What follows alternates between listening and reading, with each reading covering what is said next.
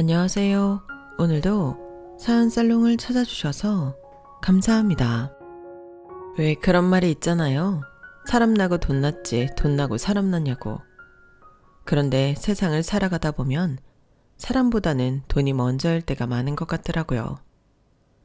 남들이 돈 없다고 무시하는 건 그래도 참을 수 있는데 가족이 그럴 때면 정말 속절없이 마음이 무너지곤 하더군요. 제가 시집와서 10년 넘게 살면서 저희 시어머니한테 상처를 많이 받았어요. 이유는 하나였어요. 제가 없는 집 자식이란 거였죠. 저보다 5살이나 어린 동서 앞에서 친정 때문에 시어머니한테 차별을 당할 때면 다 때려치우고 이혼해버릴까 하는 생각이 들었던 게 한두 번이 아니에요. 동서가 있는 집 딸이라서 시댁에서도 대우받고 사는 거야. 누가 뭐라고 합니까? 그런데 왜 제 친정을 동선의 집이랑 비교하면서 무시하고 괄시를 하냐고요. 정말이지 그동안 시어머니한테 쌓인 감정을 풀어내자면 사흘 밤낮을 떠들어도 모자르지만 그래도 이번에 제대로 복수할 수 있어서 10년 묵은 채증이 쑥 내려간 기분이랍니다. 그럼 사설은 이쯤에서 접어두고 본격적으로 제 사연을 소개해 드릴게요. 저는 유복녀로 태어나서 결혼 전까지 엄마랑 둘이 살았어요. 아빠는 전기 배관공이었는데 제가 태어나기도 전에 사고로 세상을 떠나셨거든요. 남편도 없이 혼자 딸을 키우고 살던 엄마는 정말 안 해본 일 없이 고생을 많이 하셨어요. 변변한 친정도 없어서 젖먹이었던 저를 돌봐줄 사람이 없어서 전전긍긍 하시면서도 이렇게 멀쩡히 저를 키워내신 걸 보면 정말 대단한 분이라는 생각이 들 정도예요. 저희 집 살림이 어렵긴 했어도 억척스러운 엄마 밑에 자란 덕에 밥을 굶어본 적은 없었어요. 늘 주위에서 얻어다 입히는 옷만 입고 자랐어도 비누 냄새가 폴폴 나도록 깨끗하게 빤 옷을 입고 자랐고요. 그게 다 자는 시간도 줄여가며 저를 위해 희생하신 엄마 덕분이었죠. 하지만 정작 엄마 딸로 살아야 했던 저로서는 이런 상황이 늘 고맙게만 느껴졌던 건 아니에요. 그러기에는 창피한 일을 너무도 많이 경험해야 했거든요. 국민학교 3학년 때였는데 하루는 화장실에 가려고 복도로 나섰는데 옆방 여학생들이 모여서 저를 보며 키득거리고 웃더라고요. 내 얼굴에 뭐가 묻었나 아니면 옷이 찢어졌나 속으로 생각을 하면 그 아이들 앞을 지나가는데 그때 제 귀에 이런 소리가 들리는 거예요. 저거야 저거 내가 2학년 때 입던 원피스. 니들도 알지? 지영이네 엄마 우리 집에서 파출부하는 거. 며칠 전에 우리 엄마가 내가 입던 옷들을 버리려고 그랬더니 쟤네 엄마가 자기가 막 달라고 그러더라. 지영이 입힌다고. 그러더니 진짜 입고 왔네. 쟤는 창피하지도 않나 봐. 남이 버린 옷을 다 입고. 제 책가방도 쟤네 엄마가 쓰레기통에서 준 거래. 완전 거지 같아. 아이들은 뭐가 그리 재미있는지 깔깔대며 웃어댔고 저는 아이들의 말에 정신이 멍할 정도로 창피했어요. 엄마가 가져오는 옷이며 가방, 운동화들이 새 거가 아닌 건 저도 잘 알고 있었어요. 하지만 그게 같은 학교 친구들이 쓰던 거라는 건 그때 처음 알았거든요. 금방이라도 울음이 터질 것 같았지만 제가 아이들 앞에서 울면 그게 더 창피한 일이 될 것 같아서 꾹 참았어요. 그리곤 집에 돌아오자마자 입고 있던 원피스를 벗어서 쓰레기통에 버렸어요. 그랬더니 그날 밤 엄마가 돌아오셔서는 쓰레기통 속에 버려진 원피스를 보시곤 선잠이 들어있던 저를 깨우셨어요. 지영이 너 일어나봐. 네가 이 원피스 쓰레기통에 버렸니? 잠결이라 비몽사몽했던 저는 고개만 끄덕였어요. 아니, 왜 이 멀쩡한 옷을 왜 버렸어? 똑바로 앉아서 말해봐. 왜 버렸냐고? 무섭게 다그치는 엄마를 보자 낮에 있었던 창피함보다는 엄마한테 혼날 거라는 두려움이 더 컸어요. 그래서 울먹이며 말했어요. 애들이 놀린단 말이야. 남이 버린 옷 주워다 입는다고. 엄마가 쓰레기통 뒤져서 가져온 가방 메고 다닌다고. 거지라고 놀린다고. 그 말에 엄마는 잠시 아무 말도 못하셨어요. 그래서 엄마도 제 마음을 이해하시나 보다 생각했는데 잠시 뒤 엄마는 제가 버린 옷을 수도가로 들고 나가 빨기 시작하셨어요. 저 보란 듯이 몇 번이나 헹구고 물기를 꽉 짜서는 탈탈 털어 들고 오셨어요. 자, 봐. 이게 더러워 보이니? 어디 찢어진 데라도 있어? 아니면 누가 입다 버린 옷이라고 적혀있기라도 해? 아니지? 네가 봐도 멀쩡한 옷이지. 남이 입던 옷이면 어때? 깨끗하게 빨아서 잘 다려 입는데. 엄마도 어릴 때 동네 언니들이 입던 옷 물려 입고 자랐어. 엄마만 그런 줄 아니? 밖에 나가서 물어보면 대부분의 사람들이 다들 그렇게 입고 자랐다고. 멀쩡한 옷을 버리는 게 잘못이지. 그걸 얻어다 입는 게 뭐가 잘못됐다는 거야. 앞으로 친구들이 또 그렇게 놀리면 네가 당당하게 말해. 그래, 나 이 옷 얻어다 입었다. 그래서 뭐? 이렇게 말하라고. 그럼 걔들도 찍소리도 못할 테니까. 네 스스로 당당하면 남들이 뭐라고 하든 아무 상관없는 거라고. 엄마 말 알아듣겠어? 그땐 엄마가 무서워서 알겠다고 대답은 했지만 그래도 창피한 건 창피한 거였어요. 국민학교에 다니는 내내 아이들이 저를 거지라고 불렀다는 걸 엄마는 몰랐으니까 이런다고 생각했었죠. 그래서 저는 생활력이 강한 엄마가 자랑스럽기보다는 늘 창피했어요. 그건 중학교, 고등학교에 들어가서도 마찬가지였어요. 그런데 엄마에 대한 이런 생각이 한순간에 변해버린 사건이 생긴 거예요. 지금도 대입을 앞두고 고3 학생들이 학원에 과외에 사교육을 많이들 받잖아요. 저도 그때도 마찬가지였어요.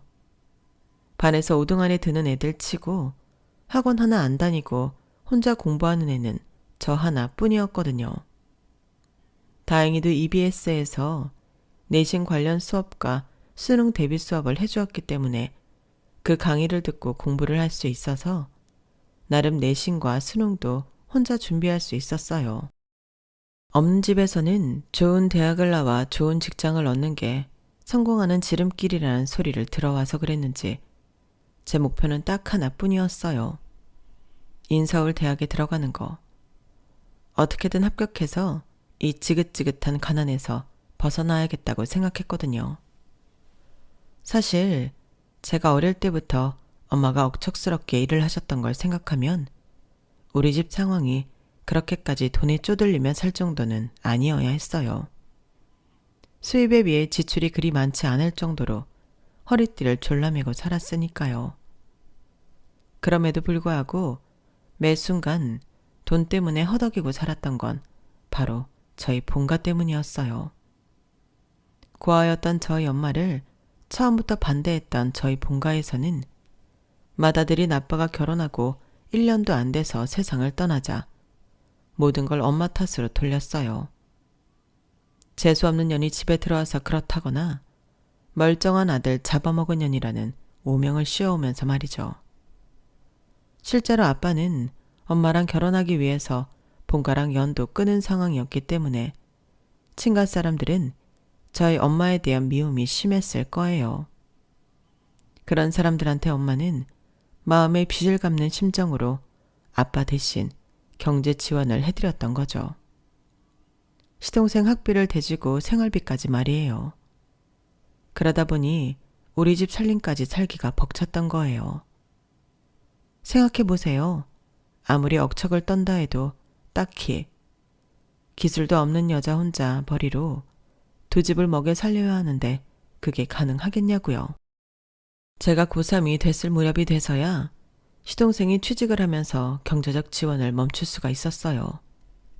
그렇다 보니 그동안 모아놓은 돈이 없어서 제 대학 등록금조차 감당하기 힘들었어요. 제가 기를 쓰고 합격한 대학에 등록 마감일까지도 돈을 다 마련하지 못했거든요. 은행 마감 시간은 다가오고 돈을 구해보겠다고 나선 엄마는 연락이 없고 정말 분침이 하나씩 움직일 때마다 피가 마르는 기분이었어요. 그런데 은행 마감 시간 20분을 앞두고 엄마한테 전화가 온 거예요. 집 앞 사거리 땡땡은행으로 고지서 들고 나오라고요. 엄마가 그리로 가고 있다고 말이죠. 전화를 받자마자 은행으로 달려나갔어요. 한겨울 칼바람에 숨을 쉴 때마다 목구멍을 칼로 헤집는 것처럼 따가운데도 아픈 것도 모르겠더라고요. 은행 앞에 가보니 엄마가 신문지 꾸러미를 가슴에 움켜 안은 채 발을 동동거리며 저를 기다리고 있었어요. 살면서 그날처럼 엄마가 환하게 웃는 모습은 처음이었어요.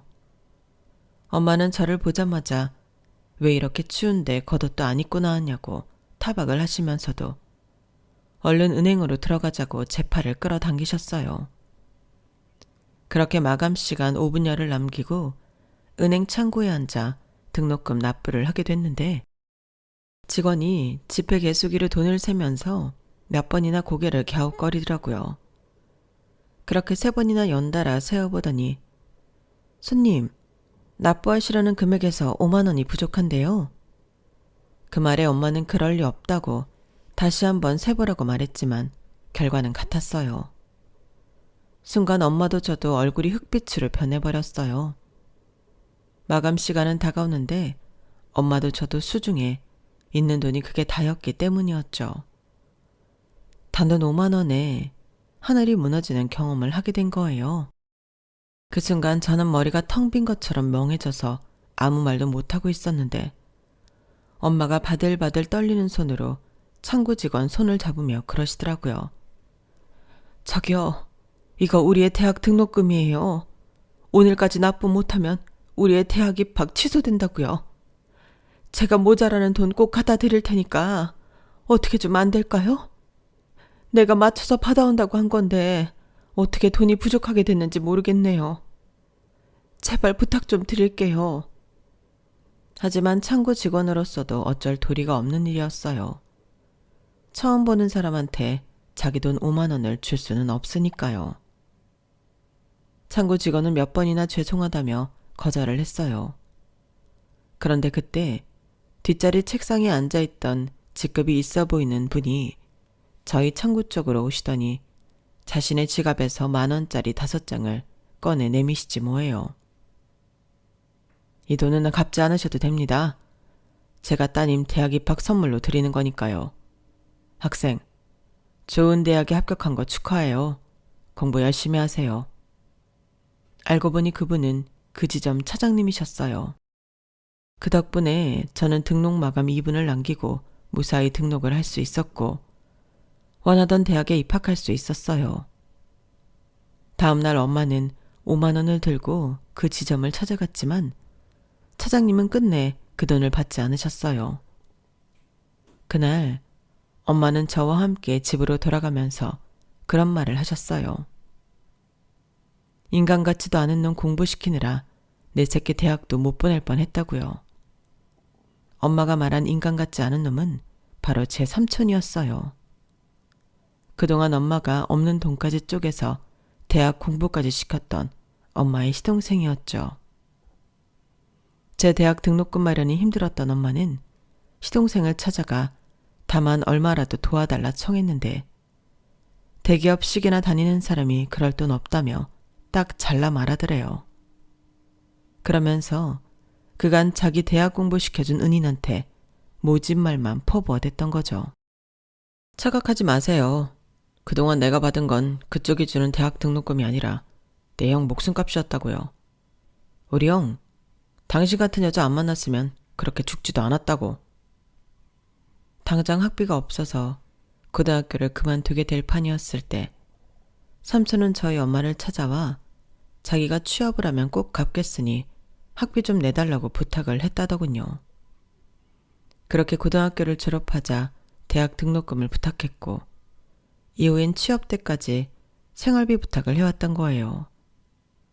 다른 건 몰라도 시동생 공부는 시켜야겠다는 생각에 그 고생을 해가며 먹을 거 못 먹고 입을 거 못 입어가며 도와줬더니 돌아온 건 배신뿐이었던 거죠. 그런데 전작 난생 처음 본 은행 직원은 아무 대가 없이 선뜻 5만 원을 내줬으니 그 상황에 엄마는 마음이 더 착잡하셨을 거예요. 그 일이 있고서야 비로소 그동안 엄마가 본가에 금전적 지원을 하느라 우리가 궁핍하게 살아왔던 걸 알게 된 저는 엄마만큼이나 화도 났지만 한편으로는 엄마가 참 안 됐다는 생각을 했어요. 겉으로 보기에는 그렇게 악착 같고 돈밖에 모르는 냉정한 사람 같았는데 실상은 세상 누구보다 마음이 여린 사람이었으니까요. 그런 사람이 선의를 베푼 사람한테 상처를 입었으니 얼마나 속상하겠어요. 그래서 엄마가 받은 상처 내가 치유해드려야겠다는 생각을 하게 됐어요. 나마저 엄마한테 감사한 마음을 갖지 않는다면 삼촌이나 다를 바 없는 인간이 되는 거니까요. 대학 등록을 마치고 한 달여쯤 지나 저는 그동안 아르바이트를 해왔던 곳에서 밀린 월급을 받았어요. 수능이 끝나자마자 대학 등록금에 보태려고 했던 아르바이트였는데 사장님이 월급을 차일피일 미룬 탓에 뒤늦게 받게 된 거였죠. 그 돈을 제 날에 받았더라면 엄마 마음고생이 덜했을 텐데 말이에요. 저는 그렇게 받은 돈으로 남자 손수건을 사서 제 등록금을 보태주신 은행 차장님께 선물했어요. 그랬더니 차장님이 그러시더라고요. 우리 아버지는 시골에서 땅 한 평 없이 마름으로 살아오셨어. 내가 대학에 합격하자 어렵게 등록금을 마련해 주셨는데 하나같이 낡고 오래된 돈들이 신기하게도 빳빳하게 펴져 있는 거야. 다리미로 달인 것처럼. 나중에야 알았지. 우리 아버지께서 그 돈을 마련하시느라 오랜 시간 한 푼 두 푼 장판 밑에 모아오신 돈이라는 걸. 학생 어머님이 들고 오신 돈을 보니까 돌아가신 아버지 생각이 나서 가만히 있을 수가 없더라고. 어머님께 잘해. 언젠가 어머님 그림자도 그리워지는 날이 올 테니까. 담담하게 들려주신 차장님 얘기를 듣고 나니 그동안 철없이 행동했던 제 자신이 부끄러웠어요. 엄마가 그날 어렵게 만들어 오신 등록금을 저는 그저 5만 원이 모자라는 돈으로만 생각하고 있었거든요. 5만 원을 제외한 나머지 돈을 만드느라 엄마가 어떤 고생을 했는지 잊고 있었던 거죠. 그래서 차장님께 선물을 하고 남은 돈 전부를 엄마한테 드렸어요. 그 돈으로 사고 싶은 것도 많고 하고 싶은 것도 많았지만 그 순간만큼은 이 돈을 고스란히 엄마한테 쓰고 싶었거든요. 그랬더니 그 돈을 받은 엄마가 이러시더라고요. 됐어. 그 돈은 네가 알아서 써. 남의 자식 등록금도 대준 나야. 그런데 내 자식이 힘들게 번 돈을 내가 뺏어서 써야겠니? 네가 처음으로 일해서 번 돈이니까 네가 하고 싶은 거 하고 쓰고 싶은 데 써. 돈도 써봐야 그 가치를 아는 거야. 결국 돈은 다시 제 손에 들어왔고 고민은 시작됐어요. 난생 처음 큰 돈을 손에 쥐게 된 저로서는 쓰는 것도 일이었거든요. 그래서 엄마 화장품 세트를 하나 사고 나머지 돈은 저금을 했어요. 그때부터였던 것 같아요. 돈이 생기면 무조건 움켜쥐고 있어야 한다는 강박을 갖게 된 게요. 엄마나 제게 무슨 일이 생겼을 때 주변에 도와줄 사람이 없다는 걸 잘 알기 때문에 스스로 준비해야 한다고 생각해서 그랬나 봐요. 엄마처럼 억척스럽게 일을 해서 돈을 벌 자신은 없었지만 그래도 번 돈을 쓰지 않고 모으는 건 자신이 있었어요. 워낙 어릴 때부터 돈 쓰고 사는 거에 익숙치 않아서 돈을 쓸 때마다 죄책감을 느끼는 편이었거든요. 대학을 졸업하고 직장을 다니면서 월급을 벌면서도 저는 제 자신을 위해 돈을 쓰는 걸 두려워했어요. 주변 동료들을 보면 한 달 동안 노력한 내 자신을 위한 보상이라며 고가의 전자기기도 사고 명품 백도 할부로 사곤 했지만 저는 온전히 내 자신을 위해 치킨 한 마리 사는 것도 쉽게 안 되더라고요. 그러다 보니 직장 동료 사이에서 말들이 좀 있었던가 봐요. 제 앞에서는 안 그런 척을 했지만 제 뒤에서는 다들 지질이 궁상이라는 말들을 했던 모양이더라고요. 그걸 어떻게 알았냐고요? 제 옆자리에 있던 동료가 결혼 직후 회사를 그만두게 되었는데 퇴사하는 날 제게 그러더라고요. 지영 씨, 지금부터 내가 하는 말 고깝게 듣지 말았으면 좋겠어.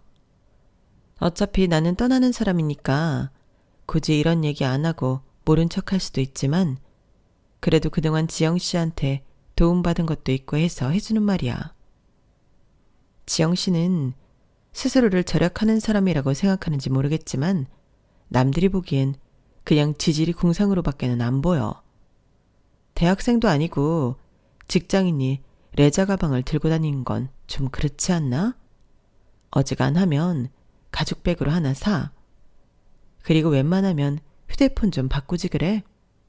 터치패드도 잘 안 먹히는 걸로 문자 보내고 있는 거 보면 좀 한심하거든. 옷도 그래. 유행은 못 따라가도 한물간 브랜드 옷 사 입는 건 완전 최악인 거 몰라? 내 충고가 고깝게 들렸다면 미안. 그래도 이게 다 지영 씨한테 피가 되고 살이 되는 말이라는 것만 알아도. 처음엔 진심 어린 충고를 해주려나 보다 하고 집중해서 듣고 있었는데 알고 보니 비난에 가까운 폭언이었어요. 이런 인간 결혼식에 5만 원이나 축의금을 낸 게 아깝다는 생각이 들더군요.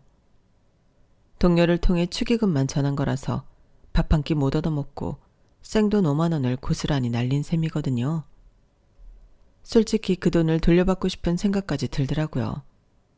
그런데 저랑 같은 생각을 한 사람이 있었던 거예요. 그건 바로 몇 달 전에 저희 부서로 이직해온 대리님이었어요. 바로 현재 제 남편이죠. 편의상 남편이라고 표기할게요. 남편은 여직원이 한 얘기를 다 들었는지 기가 막히다는 듯이 혀를 차며 다가와 말했어요. 그게 어딜 봐서 충고입니까? 쓰레기통에 버려도 시원찮을 개소리지. 내가 보기엔 충고를 들어야 할 사람은 지영 씨가 아니라 윤혜림 씨인 것 같은데요. 결혼 준비한다고 야근도 지영애 씨한테 떠넘기고 사무실 직원들한테 축의금도 잔뜩 챙겼으면서 신혼여행 다녀오자마자 염치 없이 사직서 던진 사람이 누굴 평가하고 충고를 합니까? 주변에 온갖 민폐는 다 끼치고 알맹이만 빼먹고 튀는 사람이 생각 같아서는 윤혜림 씨한테 축의금 돌려받고 싶은 심정입니다. 아니지. 말이 나온 김에 축의금 돌려주세요. 그날 식장에 가서 밥이라도 먹은 사람들은 모르겠지만 결혼식도 안 갔는데 반강제적으로 축의금 낸 사람들한테는 인간적으로 돈 돌려주는 게 맞지 않습니까? 지영 씨나 나나 혜림 씨 결혼식까지 갈 정도로 친한 사이도 아니었잖아요. 그럼 나중에 우리 결혼식 때 혜림 씨가 축의금 들고 오겠습니까? 절대 안 오죠. 그렇다고 더 이상 직장 동료도 아닌데 우리가 낸 돈은 어떻게 돌려받겠어요. 그러니까 축의금 돌려주세요. 어서요. 몰랐는데 그날 보니 남편 성격이 장난이 아니더라고요. 평소엔 그저 사람 좋고 일 잘하는 대리님 정도로 보였는데 말이에요. 결국 그날 혜림 씨는 저랑 남편한테 5만 원씩 축의금을 돌려주었어요. 그런데 우리만 이런 생각을 했던 게 아니었던가 봐요. 저희가 축의금을 돌려받았다는 소식을 듣고 몇몇 여직원이 자기들도 축의금을 돌려달라고 했다는 걸 봐서는 말이죠. 결국 혜림 씨는 제게 충고를 가장한 놀림 몇 마디 했다가 축의금으로 받은 수십만 원을 돌려주게 되었어요. 알고 보니 다들 얌체짓을 해온 혜림 씨한테 감정이 안 좋았는데 남편의 용기 있는 행동에 이때다 동참했던 거였죠. 그런데 정작 남편은 상황이 이렇게까지 번지자 무척 난처해했어요. 그도 그럴 게 애초에 남편이 나섰던 건 축의금이 아까워서가 아니라 제가 당하는 걸 보고 화가 나서였거든요. 그때 이미 제 남편은 저한테 마음이 있던 때인지라 제가 혜림 씨한테 당하는 게 자신이 당하는 것보다 화가 나더래요. 그래서 축의금을 핑계로 엿을 먹였던 건데 괜히 제 앞에서 쪼잔한 사람처럼 돼버렸다고 한숨을 쉬더군요. 하지만 그 일을 계기로 저는 남편이랑 사귀게 됐으니 어떻게 보면 여기까지가 남편의 빅피처였는지도 모르겠다는 생각이 드네요. 그렇게 시작된 연애는 2년 가까이 지속됐고 그러다 제가 대리를 달자마자 결혼을 했어요.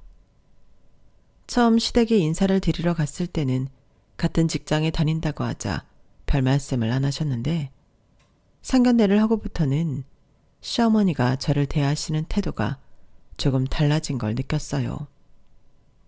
저희 결혼에 있어서 시댁에서 특히 뭘 더 해주시는 것도 없었고 그렇다고 제가 혼수를 못 해간 것도 아니었는데도 말이죠.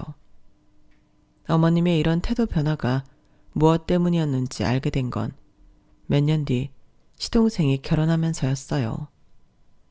동서는 음대에서 첼로를 전공한 사람이었는데 친정이 꽤 잘 사는 모양이었어요. 동선의 친정아버지가 강남에 건물도 가지고 있고 경기권의 땅도 꽤 가지고 있다고 했거든요. 그래서 그런지 동서가 쓰는 화장품이나 구두, 백 등은 명품을 잘 모르는 저도 알 정도로 이름 있는 제품들이었어요. 백화점 쇼윈도 너머로만 봤던 것들이었죠.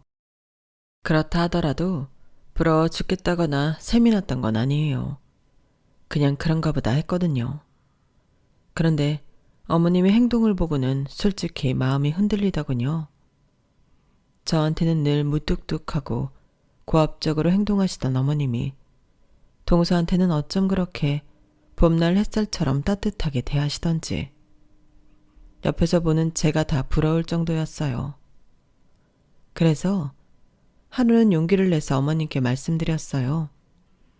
제가 부족한 점은 많지만 그래도 너무 미워만 하시지 마시고 좋은 점도 봐달라고요. 그랬더니 어머님이 헛웃음을 지으시면서 그러시더군요. 그래, 네가 무슨 죄겠니? 네 부모 직업을 네가 지정해준 것도 아닐 텐데. 그런데 말이다. 네가 아무리 노력을 해도 난 네가 좋게는 안 보일 것 같구나. 너 상견례 날 내가 무슨 소리를 들었는지 아니? 그날 한정식집 입구에서 네 엄마랑 만나서 같이 들어가는데 그 식당 사장이 네 엄마한테 그러더라. 시간 나면 자기네 건물 청소도 부탁한다고. 네 엄마가 뭘 해먹고 살든 솔직히 나 상관없다. 그런데 내 사돈이 남의 건물 청소나 하고 산다는 걸 사람들이 아는 건 또 다른 문제지. 내가 네 엄마랑 동급 취급을 받게 될 게 뻔하니까. 그날 그 한정식집에서 내가 얼마나 창피하고 모멸감을 느꼈는지 아니? 서빙을 하는 것들도 죄다 내가 건물 청소부 사돈이라는 걸 알 텐데 나를 온전히 손님으로 봐주겠냔 말이야. 내가 왜 네 엄마 때문에 별것도 아닌 것들한테 동정을 받아야 하니?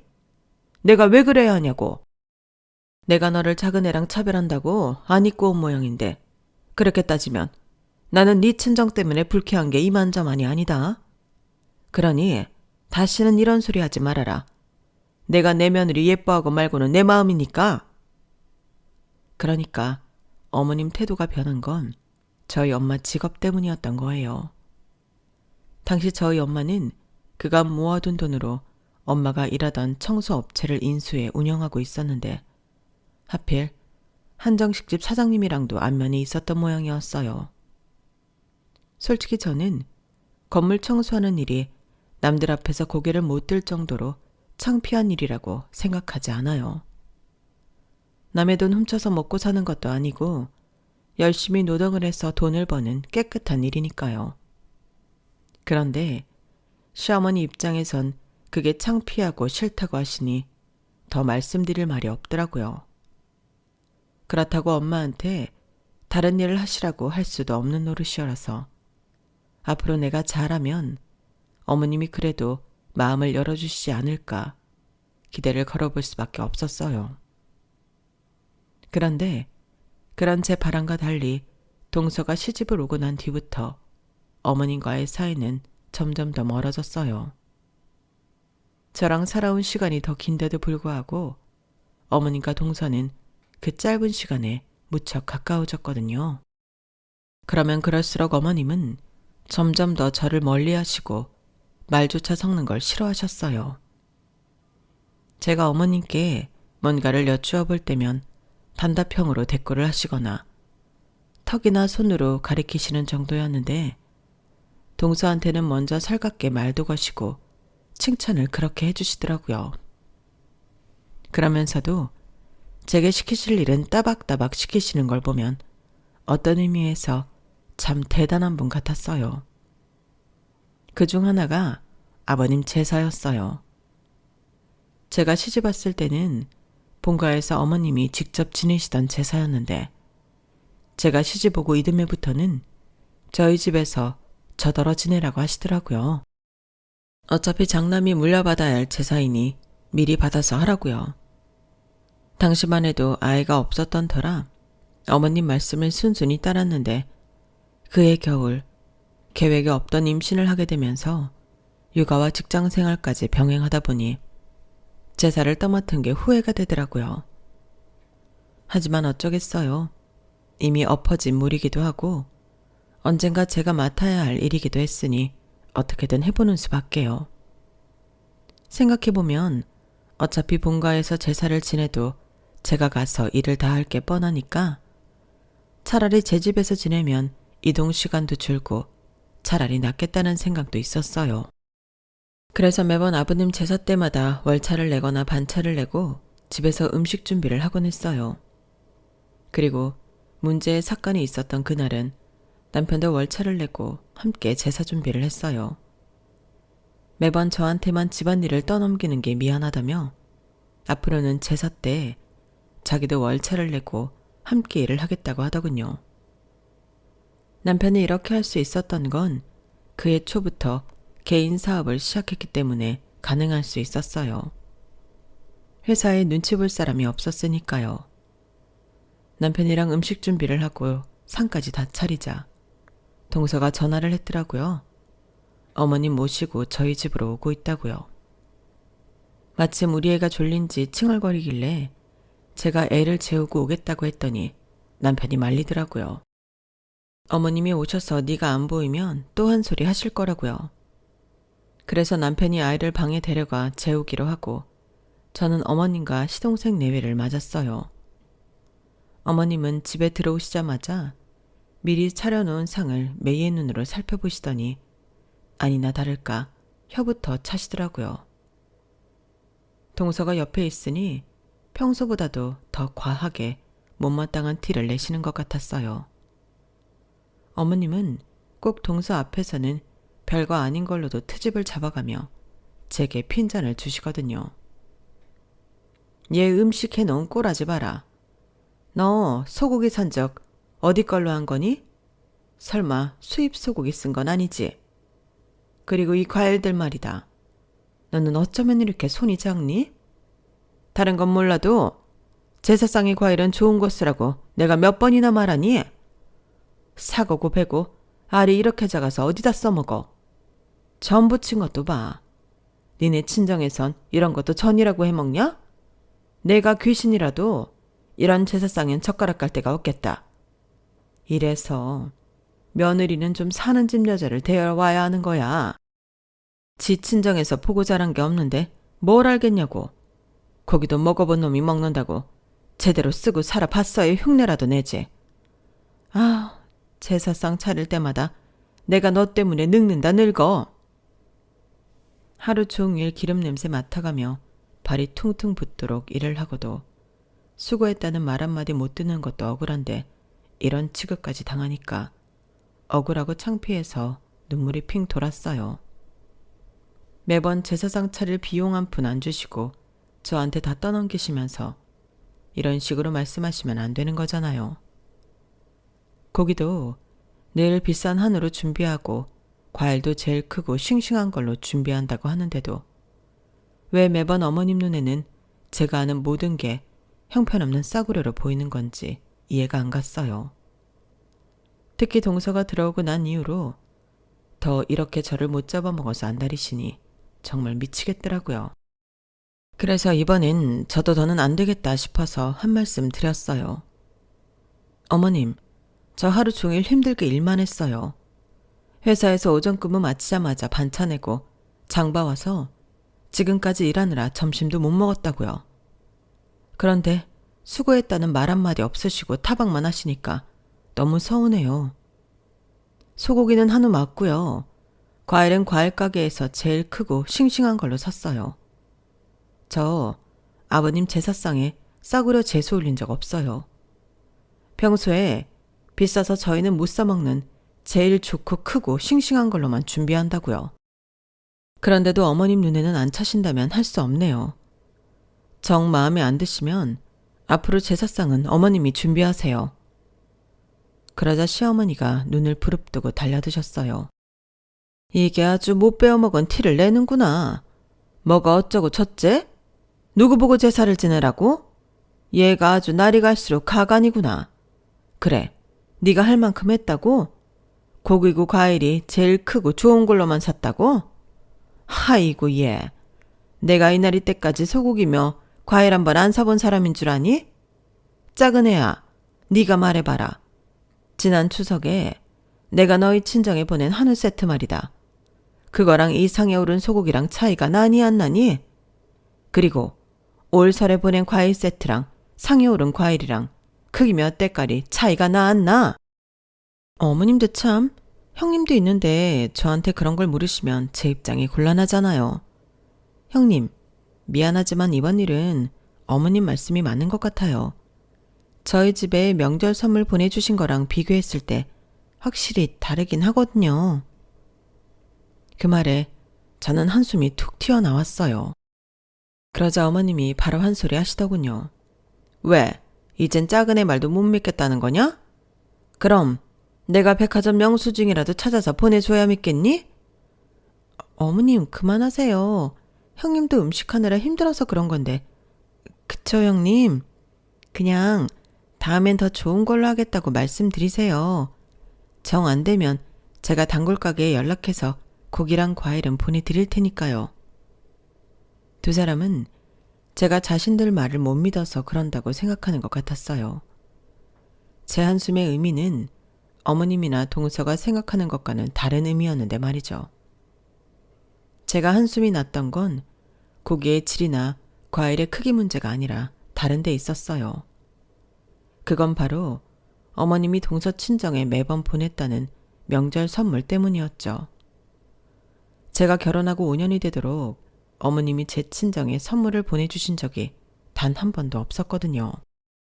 매번 저희 엄마는 시어머니께 백화점 상품권이며 한우, 전복 세트 등을 보내드렸는데도 말이에요.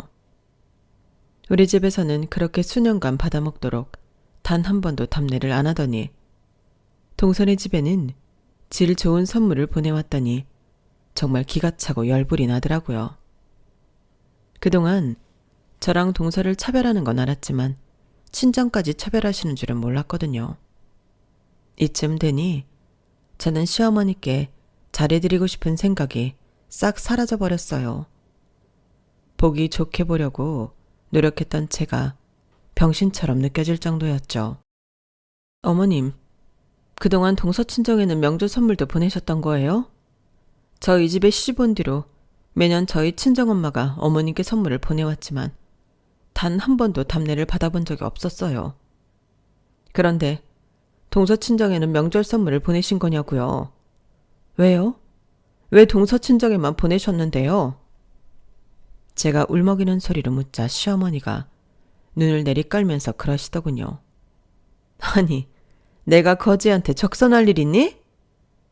생각지도 못한 어머님의 말에 저는 내가 잘못 들은 건가 생각했어요. 어머님, 지금 저희 엄마한테 거지라고 하신 거예요? 그런 거냐고요? 그러자 어머님은 자기가 말이 심했다 싶었는지 눈길을 피하며 핑계를 댔어요. 아니 꼭 그렇다는 건 아니지만 말하자면 그렇다는 거지. 하는 일이 거지랑 다를 바 없긴 하잖아. 순간 온몸의 피가 머리 위로 솟구치는 기분이었어요. 그래서 버럭 소리를 지르려는데 다른 사람이 먼저 선수를 친 거예요. 방에서 아이를 재우고 나온 남편이었죠. 이게 무슨 개소리야 엄마. 제정신이야? 제정신으로 그딴 소리를 하는 거냐고. 당장 사과해. 당장 내 아내한테 사과하라고. 남편이 집에 없는 줄 알고 평소보다 더 모진 소리를 했댔던 시어머니는 놀라서는 눈알을 굴리며 제 남편을 달래기 시작했어요. 아들, 엄마가 말이 헛나왔어. 아유, 그런 뜻이 아니었는데 제가 사람 열받게 하니까 나도 모르게 그렇게 나온 거야. 아들, 화 풀어. 그러자 남편이 시어머니 손을 뿌리치며 말했어요. 엄마, 이런 사람이었어? 그동안 나 없는 자리에선 매번 이런 식으로 이 사람을 무시하고 괴롭혔냐고. 엄마, 참 못된 사람이구나. 이런 와중에도 며느리한테 사과할 생각은 않고 자기 아들 화 풀어줄 생각부터 하다니. 엄만 정말 구제불능이네. 내 엄마지만 정말 너무 창피하다.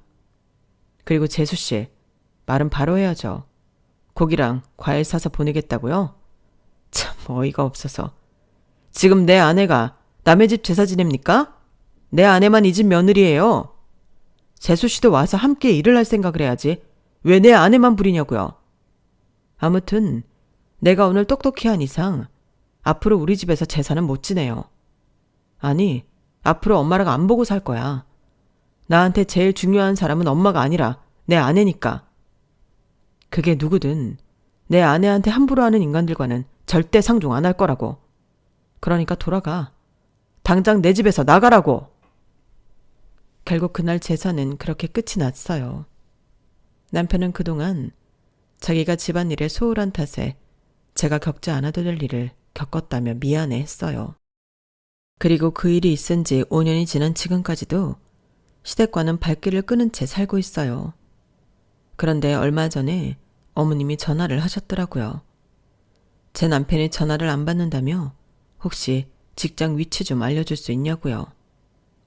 무슨 일이냐고 물어도 대답도 안 하시고 축 처진 목소리로 계속 남편 직장 주소만 물으시길래 할 수 없이 말씀을 드렸어요. 전화를 끊고 남편한테 연락해 어머님께 전화가 왔었고 회사 위치를 알려드렸다고 말해주었어요. 그런데 그날 또 일이 터져버린 거예요. 이후 얘기는 저희 엄마한테 전해 들은 얘기예요. 엄마가 엄마 소유의 건물에 들렀다가 청소가 제대로 안 돼 있어서 대걸레를 가져다가 걸레질을 하고 있었던가 봐요. 그런데 하필 그때 시어머니가 건물 안으로 들어온 거죠. 비록 자식들이 연을 끊고 사는 시부모지만 안 그래도 사돈된 사이에 모른 척 할 수 없어서 먼저 인사를 했더니 시어머니가 저희 엄마를 머리부터 발끝까지 쭉 훑더니 한숨을 푹 쉬더래요. 그리고는 글쎄, 이봐요. 어쩜 사람이 이렇게 지지리도 궁상입니까? 아니, 여기가 어디라고 그꼴로 있어요? 이젠 하다하다 내 아들 얼굴에 먹칠까지 하려고 이렵니까? 이런 거짓골을 하고 내 아들 회사 건물에서 걸레질을 하면 직원들이 사장이 내 아들을 어떻게 보겠냐고요? 아우 세상에. 이래서 며느리는 있는 집에서 드리라고 하는 건데 내가 아주 당신 모녀 때문에 멀쩡히 살 수가 없다고요. 저리 꺼져요. 그러면서 시어머니는 저희 엄마를 힘껏 밀쳤고 그 바람에 엄마가 로비 복도로 넘어지셨어요. 순간 경비실에 있던 건물 경비 아저씨가 달려와 저희 엄마를 부축하며 말했어요. 아유 정 여사님, 이게 무슨 일입니까? 경찰 불러드려요. 그러자 시어머니가 성질을 확 내며 말했어요. 뭐? 경찰? 아이고, 건물 청소부나 경비원이나 아주 한통속이구만. 그래, 경찰 부른다고 하면 내가 겁낼까봐? 내 아들이 이 건물에 있는 회사 사장이야. 어디서 까불어? 그러자 경비 아저씨가 헛웃음을 지으며 그러셨어요. 아, 그러세요? 그럼 이분이 누군지도 잘 아시겠네요.